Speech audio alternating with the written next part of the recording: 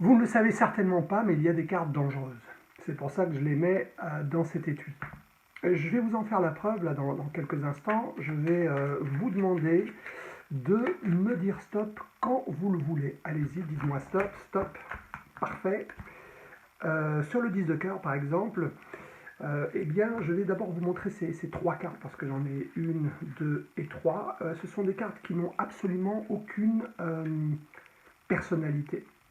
En revanche, c'est parce qu'elles sont vides, qu'elles n'ont rien, que en très très peu de temps, elles peuvent s'imprégner de la personnalité d'une carte choisie au hasard. Là, par exemple, j'en ai deux. Ici, j'en ai trois. Et si on attend un petit peu plus, bah, j'en ai bien sûr quatre. Vous allez me dire, d'accord, mais parmi ces quatre cartes, quels sont les clones et quelle est la carte originelle? Bah, la carte originelle, elle est toujours au-dessus.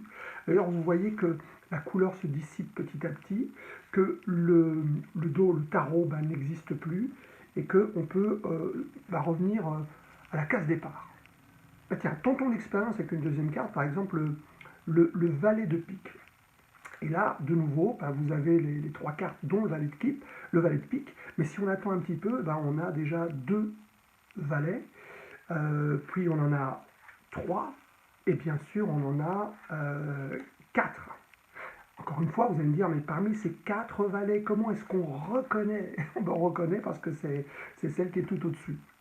Et bien sûr, si vous regardez maintenant les autres cartes, on constate que tout ça, finalement, n'était qu'une illusion peut-être, mais une illusion dangereuse. Donc je préfère quand même les remettre là où elles étaient pour éviter le pire.